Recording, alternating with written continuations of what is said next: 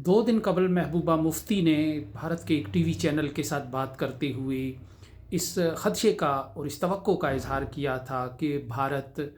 इस वाक़े की जो पहलगाम वाक़या है उसकी आड़ में कश्मीरियों को इज्तमाही अताब का, इज्तमाही सज़ा का निशाना नहीं बनाएगा। इसके लिए उन्होंने कलेक्टिव पनिशमेंट के अल्फाज इस्तेमाल किए थे, लेकिन अभी इन लफ्ज़ों की, इस खदशे की गूंज ही फ़ज़ाओं में मौजूद थी कि भारत ने बिलाखिर पहलगाम वाक़े को बुनियाद बनाकर कश्मीरियों को कलेक्टिव पनिशमेंट का शिकार करने का एक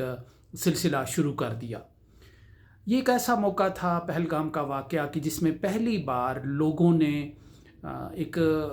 ऐसे वाक़े की दर्द और कसक महसूस की कि जिसका बराह रास्त उनके साथ कोई ताल्लुक़ नहीं था, इस लिहाज से कि उनके जो अज़ीज़ व अकारब थे बड़ी तादाद में वो इसमें शामिल नहीं थे, बाहर के टूरिस्ट थे और सिर्फ़ इस सारे सिस्टम के साथ उनका किसी हद तक एक मुआशी मफाद वाबस्ता था। लेकिन इसके बावजूद कश्मीरियों ने बाहर निकल कर एहतजाज किया, इस वाक़े के ख़िलाफ़ अपना भरपूर रद्द अमल दिखाया, इसकी मज़म्मत की। गो कि भारत बहुत कुछ चाहता था कश्मीरियों से, उन कश्मीरियों से कि जो भारत के पहले ही भारत के अज़ाब और अताब और जुल्म व सितम का शिकार हैं, उन कश्मीरियों की कनपट्टी पर बंदूक रख कर उनसे पाकिस्तान की मज़म्मत करवाई जा रही थी या करवाना मकसूद था। लेकिन कश्मीरियों ने किसी की मज़म्मत और किसी की किसी झगड़े में पड़े बग़ैर इस वाक़े की बतौर एक इंसान और इंसानियत की बुनियाद पर इस वाक़े की भरपूर मज़म्मत की। और ये एक अपॉर्चुनिटी खुलती हुई और एक खिड़की खुलती हुई महसूस हो रही थी भारत के लिए कि भारत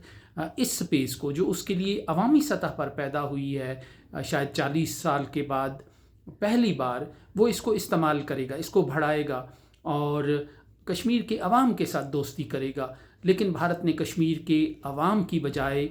वही अपनी रिवायती डगर अपनाए रखी कि उसने कश्मीर की ज़मीन के साथ दोस्ती करनी है। उसने इस वाक़े को भी कश्मीरियों को इज्तमाही सज़ा देने, इज्तमाही अताब और अज़ाब का निशाना बनाने के लिए इस्तेमाल किया और कश्मीरियों के घरों को गिराने का एक सिलसिला शुरू किया गया। यानी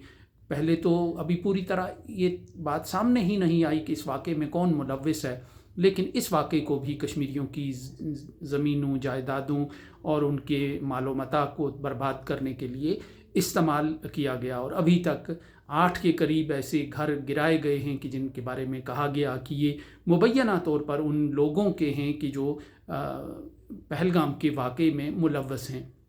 और यूं वो एक खिड़की जो खुल रही थी कश्मीरी अवाम से दोस्ती की, वो खिड़की भारत ने पहले मरहले पर ही बंद कर दी। यानी भारत ने अब अपना एक हीरो तराश लिया है पहलगाम के वाक़े में, जो नेवी का एक अफसर था जिसकी तस्वीर वायरल हुई कि उसकी बेवा जो नौब्याहता थी वो वहाँ करीब रो रही थी। और कश्मीरियों के जो हीरो है, कश्मीरियों ने अपने लिए एक हीरो तलाश कर लिया इस इंसिडेंट में, इस वाक़े में, जो आदिल हुसैन शाह है। और यूं इस वाक़े में भी कश्मीरियों की और भारत के दरमियान जो खलीज है वो कायम रही, न सिर्फ बरकरार है बल्कि वो बढ़ती जा रही है। कश्मीरी और कश्मीरियों के साथ पहली बार ये बिल्कुल अंदाज़ा हो रहा है कि भारत का मुसलमान भी जो है वो आदिल हुसैन शाह को हीरो मानता है कि जिसने अपनी जान ख़तरे में डालकर गैर मुल्की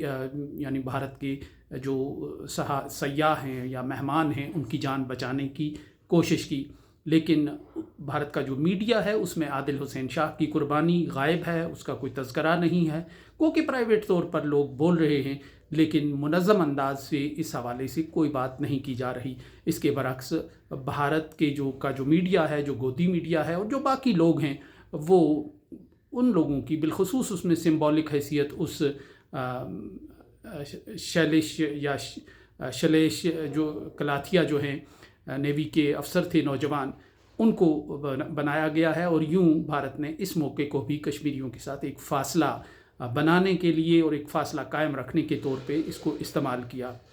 भारत की दोस्ती, भारत की दिलचस्पी कश्मीर की ज़मीनों में है, जायदादों में है। हीलों बहानों से वो ज़्यादा से ज़्यादा जायदादें हासिल कर रहा है। अब जिनके मकान गिराए गए मुमकिन है कि उन पर भी बोर्ड लगा दिए जाएंगे, पुलिस आएगी वहाँ सील करेगी। इसी तरह घरों को सील किया जा रहा है, ज़मीनों को हथियाया जा रहा है। और बिल्कुल वो 1937 का ज़माना याद आ रहा है तारीख़ में, जो कहा जा रहा है कि जब